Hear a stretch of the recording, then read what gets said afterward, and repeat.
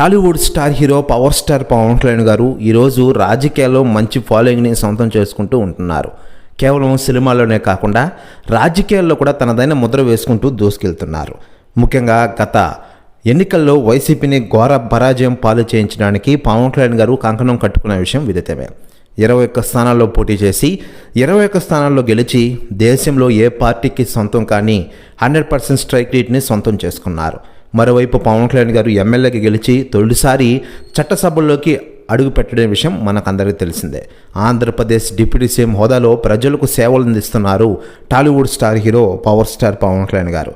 మరోవైపు పవన్ కళ్యాణ్ గారి క్రేజ్ గురించి రాజకీయ నాయకులు స్పందిస్తూ ఉండగా తాజాగా మంత్రి నారా లోకేష్ గారు సంచలన వ్యాఖ్యలు చేశారట.